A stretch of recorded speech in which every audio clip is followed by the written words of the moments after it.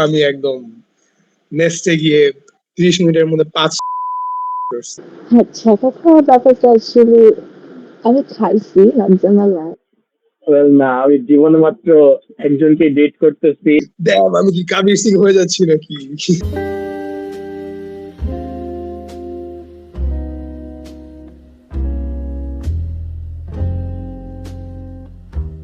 তো আমি অনিদাস প্রফেসর।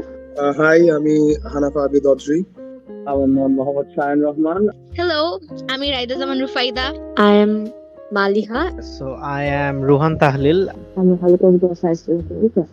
আমি কারেন্টলি এনডিসি-তে ফার্স্ট ইয়ারে। আমি সেন্ট জোসেফে পড়তাম, এখন কলেজে নটর ডেমে 11 first year.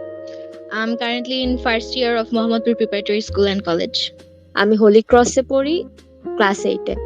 I am currently studying in St. Joseph College. I'm a student of class 12.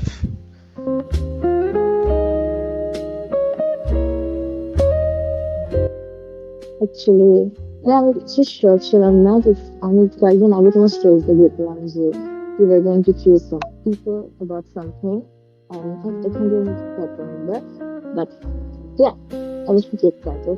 তোর এই আইডিয়া আসছে কোত্থেকে? তুই এটা করতেছ ভালো ইনিশিয়েটিভ, আমি জীবনে করতে পারতাম না।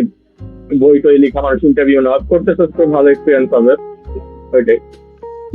You look like a serious interviewer, মানে actually television interview. অনেস্ট আমার ভালোই লাগছে যখন তুমি আমাকে জিজ্ঞেস করছো যে ইন্টারভিউটা নেওয়া যায় নাকি। সো আই প্রথমত আমি শিওর ছিলাম না, বাট দেন আমি ভাবছি যে ইয়েস, ওকে, সমস্যা নেই। I was excited because like I informally বলি because তোর সাথে ইয়াপ করতে অনেক ভালো লাগে, এমনিতেই ভালো লাগে।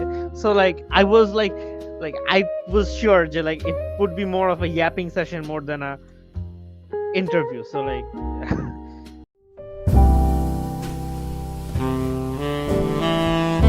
Pretty good, not gonna lie.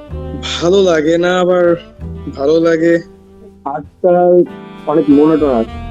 I feel a mixture of everything actually.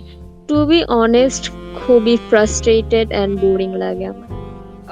in general lazy, gloomy.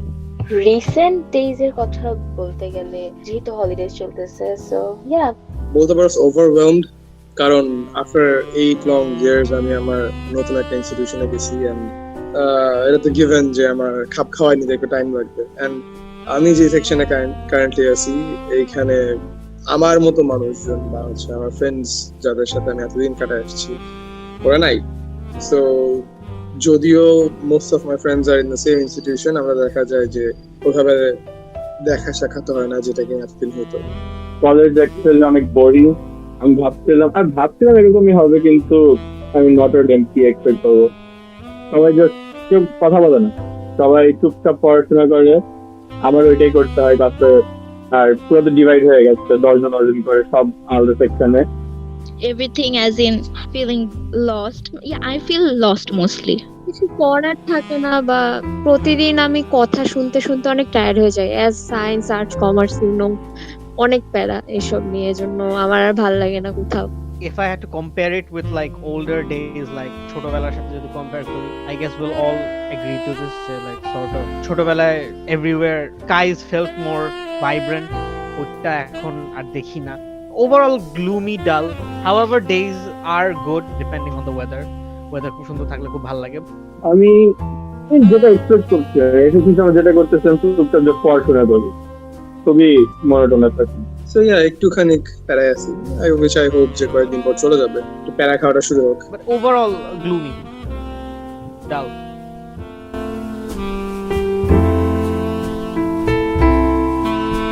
You exist because oh wow, that's a tough question. Life is a খুবই বড় একটা জিনিস। এটা একটা বড় বিষয় যে you have to kind live through the moments. যেভাবে এনজয় করা যায় অ্যাকচুয়ালি, মানে যা ইচ্ছে তাই করো, লিমিটের মধ্যে এনজয় করো। I think to enjoy, but I can't, sadly. For me, life is about creating a meaning. Like One is being around your loved ones and caring for them and being around them, being for them, being there for them, এটা একটা part. For me, life is super uncertain. আমি একটা জিনিস অনেক বিশ্বাসী, life is not measured by time, it's actually measured by moments. there's two way of seeing life যে হচ্ছে you only live once or like you see it like না অনেক কিছু করতে হবে বা you know certain boundaries এর মধ্যে থাকতে হবে। I actually find it hard to find a balance between both, মানে আমার এরকম সুইচ হইতে থাকে। Societal একটা part which is your loved ones, not just family, like your society, তুই যাদেরকে নিয়ে বড় হচ্ছিস, people you associate with and you care about. It's not যে খুবই easily lead করা যায়। People say যে হ্যাঁ তোমার লাইফটা অনেক easy blah blah blah, but I feel like যে নিজের লাইফটা লিড করা, যেমন আমি তোমার লাইফ লিড করতেছি না, so I don't know how do you feel or তোমার কি মতামত তোমার ইসের ব্যাপারে, তোমার যে অনগোয়িং লাইফটা চলতেছে। আমি বলবো তোমার কমফোর্ট জোনের বাইরে যাও, কারণ ওইটা ছাড়া মজা করা যায় না অ্যাকচুয়ালি। আমি মোস্ট অফ দ্য টাইম যেটা আমি মজা হয়েছে সবসময় কমফোর্ট জোনের বাইরে ক্লাব করা, এটা আমার ইচ্ছা ছিল না অ্যাকচুয়ালি। আমাকে মাই ফোর্স করতে ক্লাস 8 আমাকে র্যান্ডমলি ক্লাস 8 ফোন দিয়ে বলছে যে চল ক্লাব করি, আমি চাইনি একদম, আমাকে জোর করে মিটিং এ নিয়ে গেছে। করছি জেলাসি তো একদম ধুমায় নামছে। যে তুমি জানো না কখন কি হবে কি হবে না, মেবি তুমি আজকে একটা প্ল্যান করলা যে তুমি হ্যাঁ কালকে যাবা, বাট হইতেই পারে তোমার সাথে কারো কিছু খারাপ হয়ে গেল। Enjoying my moments with my friends, with my family. Being around your loved ones, being there for them, giving them time, expecting time from them, that's also a part of life. তুই শুধু time দিয়ে গেলে এটাও তো হয় না, it is very much all right to expect that back.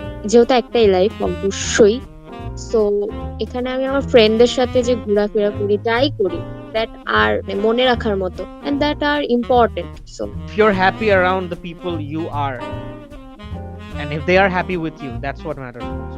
So you kind of have to live through your life like it's last day, না হলে হাতে নিচ দিয়ে কখন চলে যাবে বোঝাই যাবে না। তো আমি বলবো যে তোর কমফোর্ট জোনের বাইরে যা, তো কমফোর্ট জোনের বাইরে লিমিটের মধ্যে, তোর ফ্রেন্ডরা তোর লিমিটে রাখবে, তোর নিজের লিমিট থাকতে হবে। কমফোর্ট জোনের বাইরে যত কিছু করতে পারো কর, তোর যতই অকওয়ার্ড লাগো নার্ভাস লাগো করবি। So yeah, it's uncertain.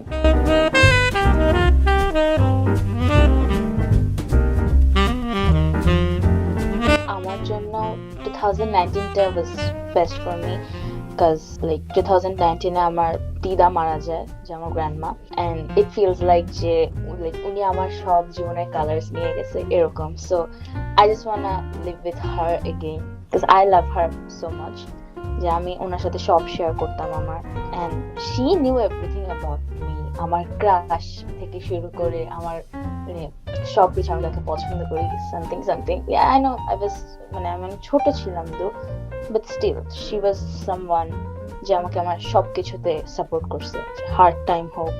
লাইফের ওয়ান অফ দ্য বেস্ট জিনিস হচ্ছে গিয়ে you don't get to relive, and most of the good moments আমাদের ভালো লাগে বিকজ এটা আমরা একবারই লিভ করতে পারতেছি। কক্সবাজার মাত্র বললাম ভাই, কক্সবাজারে আমার প্রত্যেকদিন মনে হয় যদি আরো কয়েক মাস পরে হইতো আমার ভালো করে এনজয় করতে পারতাম। তখন কি ছোট ছিলাম, আমি কি করছি আমার মনেও নেই। 3 দিন কি করছি আমার বিয়ারলি কোনো মেমোরিজ আছে, বড়গুলো আছে, বাট আমার 3 দিন আমি কেমনি কি করছি আমার কিছুই মনে নেই। আমার প্রথম ভাবি যে আরো কয়েক মাস পর হইলে আমার মজা করে করতাম। কক্সবাজারে মজা ছিল, আমার অন্য রিলেটিভ থেকে আমি রাতে বের হইতে পারিনি। অন্যরা আমি কাব্য আর কয়েকজন ঘুমাই গেছিলাম ভুল করে, পরে রাতে বের হয়ে গেছে, সারা বাইরে কাটে করতে করতে মজা। যাই হোক 3 দিন ভালোই কাটাইছি, but Cox's Bazar definitely please audio Cox's Bazar বলবো ওকে জিজ্ঞেস করলে। There's a lots of memories actually. Of course, it's a very common answer, and I would like to give it as that common answer. It's my childhood because ওই টাইমে maybe it's mainly because I was innocent and I wouldn't have to see the world এত critically, এত hard ভাবে, or এত I didn't have to see all the bad stuff, all the bad sides of people back then. আমার class 7 এর যে memories গুলো আছে সেগুলো আরো রিলিভ করতে চাই, কারণ হচ্ছে ওই ওই মোমেন্ট গুলা আমার জন্য অনেক প্রেশিয়াস, এন্ড ওই সময় আমি অনেক এনজয় করতে পারছি অ্যাকচুয়ালি, এন্ড কোনো প্যারা ছিল না তেমন, and I love that moment.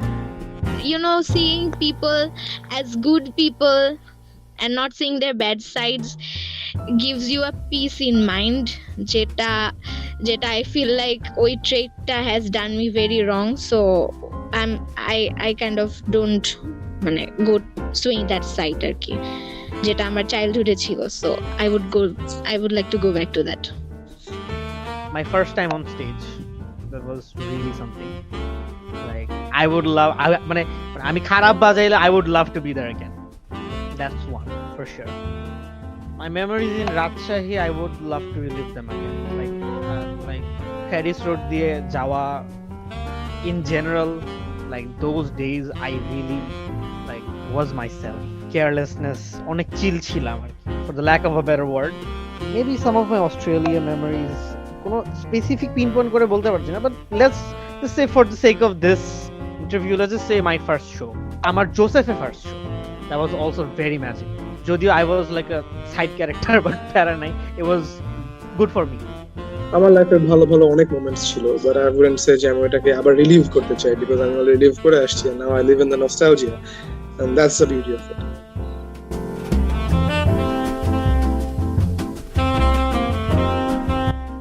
A song. It depends on different song, you know.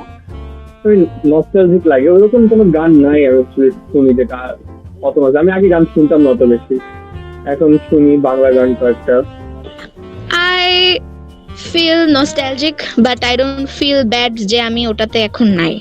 তুমি যদি শুনি আগের কথা মনে আসে, ভালো লাগে, ওয়ার্ম লাগে। যে তুমি এখন একটা স্যাড লাভ সং শুনলা, সো ডেফিনেটলি আমি তোমাকে বলছিলাম আমার ইসের ব্যাপারে যে I had something in the past, আমি এখনো ভাবি ওটা নিয়ে, টু বি ভেরি অনেস্ট। যে আমাকে অনেকে লাইক আমার ফ্রেন্ডরা অনেক করে যে সিরিয়াসলি এখনো ওকে নিয়ে, মানে ওর সাথে আমার এই বিয়ে কয়েকদিন আগে আমি বিয়ে খাইতে গেছি, তখনও দেখা গেছে almost. So As in that piece of moment was meant to be lived by me, live করছি, and I'm going through the flow of life. যদি এটা আমাকে খুশি করে তাহলে অবভিয়াসলি আমার হ্যাপি লাগে, but if that makes me sad, so I মানে তখন I try to forget it, or I try to not listen to it. The first thing that comes into my mind is ওই exact time যেটার কথা মনে পড়তেছে, ওইটা যদি ওই টাইমটাতে এক্স্যাক্ট ওই টাইমটাতে যদি ব্যাকগ্রাউন্ড মিউজিক হিসেবে এটা চলতে থাকে তো সেই হতো। লাইক আমাদের লাইফে প্রত্যেকটা কাহিনী যা যা ঘটতেছে, প্রত্যেকটা পিছনে যদি একটা ব্যাকগ্রাউন্ড মিউজিক অ্যাড করা যায়, জিনিসটা কিন্তু সেই হবে। Two things. If there exists a song that reminds me of the past, one part of me would not listen to it because I guess we are afraid of what we don't understand, right? Yeah depend করে আসলে কোন গানের উপর, মানে মিনিংটার সাথে। কারণ জিনিসটা যদি একটা স্যাড লাভ সং হয়, then I remember about that person.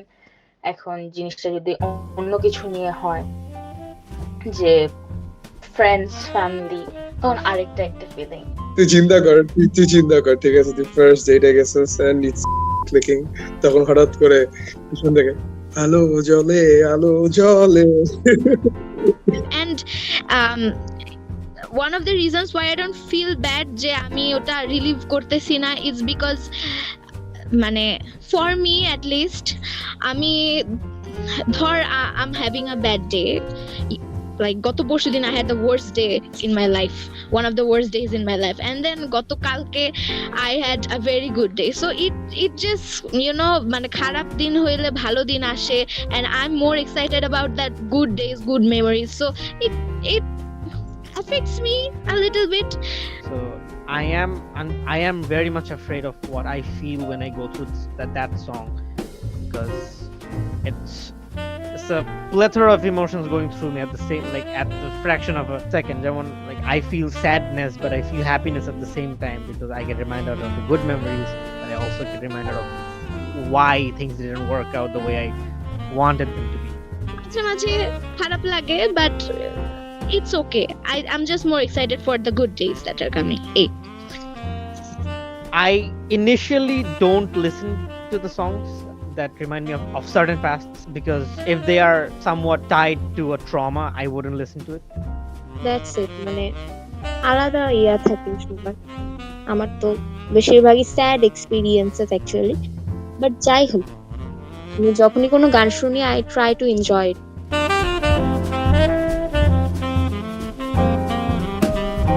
Definitely.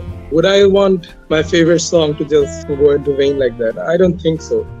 না, যদি এক্সট্রা তাহলে অবভিয়াসলি গেস করার চেষ্টা করবো, এটা রিলেট করলে তো আমি এনজয় করতে পারবো না। Maybe I will try to not detach it. না, I wouldn't. Like, হ্যাঁ মেবি গানটা অনেক সুন্দর, ডেফিনেটলি গানটা আমাকে একটা মেমোরিজ মধ্যে নিয়ে যায়, but yeah I do want detachment, like it feels like আমি যদি ওই গানটা আর কখনো না শুনি। Well, আমার এখন ওই এক্সপিরিয়েন্স হয় নাই, সো ইয়া। আসলে আমি না, আমার মনে হয় কি, মানুষজনের ব্রেকআপ সিরিজ গুলা শোনার পর মনে হয় যে আমি অনেক ভালো আছি। ওই আমার কথা হচ্ছে, তুই যদি মানে রিলেশনশিপে যাস, তুই ভালোভাবে ব্রেকআপ কর ভাই, তুই ভালোভাবে রিলেশনশিপে ভালোভাবে ব্রেকআপ কর। তোর মানে জিনিসটা অনেক উইয়ার্ড, আর মেবি আমি জাস্ট জীবনে এক্সপেরিয়েন্স করি না, এটা জানি না। মুভ অন করার একটা big way I think is, মানে it sounds a little toxic, but আমি যেটা করি, মানে নট লাইক আমি ছেঁকা খাইছি, বাট ভালো, এটা তুমি কমেন্ট সেকশনে যাবি, দেখবি সবাই লিখছে যে 5 বছর আগে ব্রেকআপ হয়েছিল, এখন জানলা খুলে গান শুনতেছি। ওইটার একটা এনজয়মেন্ট তো থাকবে না যদি আমি এখনো পড়ে আসছি আরেকজনের নিয়ে। হোপফুলি থাকা খাবো না, গার্লফ্রেন্ড তো আছে আমার, হোপফুলি টিকবে। মানে অ্যাজ ওই পার্সনটা আমার কাছে অনেক প্রেশিয়াস, সো আমি ওই গানটা বারবার শুনবো, বিকজ ওই পার্সনটাকে আমার ভালো লাগতো, সেই গানটাকে আমার ভালো লাগতো। in general if I have to move on from even a friend, ঠিক আছে, what I do is আমি নিজেকে কনভিন্স যে হচ্ছে ওই মানুষটা, I know that person is very good, ওর কোনো দোষ নাই বা দোষ থাকলেও খুব ছোট ছিল, but for the sake of the peace of my own mind and like আমি নিজেকে কনভিন্স করি, মানে I have this duality in me, যে আমি জানি যে এই মানুষটা ভালো, কিন্তু আমার আরেকটা ওই সাইডও আছে যে আমি ইচ্ছা করে, আমি জানতেছি আমি ইচ্ছা করে ওকে ব্লেম দেবো just for the peace of my mind, just so I can move on. দুঃখ তো পাবোই, বাট ভালোও তো লাগে, আবার খারাপও লাগে obviously. Music and songs in general are really special to me, and it is okay to মানে connect them to someone or some memory, even if that's bad. So like আমি নিজেকে কনভিন্স করি যে that person is the worst person of my life, and but এখানে একটা boundary আছে, এই জিনিসটা আমার নিজের মাঝে থাকবে, এটা বাইরে যাবে না আর কি, জাস্ট জাস্ট আমার নিজের হেল্প করার জন্য আমি জাস্ট এটা করতেছি, but I will never tell that to anybody, আমি এভাবে ভাবি। তুই একটা গান শুনবি, you connect that to something deeper, you connect the lyrics to something deeper, and that's how you feel the song, right? That's how you connect with the lyrics. In fact মানে the other person যে মানে আমার ডুয়ালিটির আরেকটা version যে ভাবে যে হচ্ছে that is the good person, that's the personality I let people know of. ধরলাম রিসেন্টলি ছেঁকা খাইছি, and suppose there is a song that so-called ex in this case আমার এক শুনাইছে, I would cherish that in a very distant part of my heart. Maybe I wouldn't go back to it, but I would cherish that as it is, as the emotion it struck me as, and as it struck me after the break, pre-breakup and post-breakup. মানে যেই সংটা so-called তোর হবে, like মনে কর you'll call it our song, ওই সংটাই তোর হয়ে যাবে most traumatic song, right? তাহলে আমি আর শুনতে পারি না গানটা because it reminds me of her, right? And that's fine. শুনতে বলে নাকি?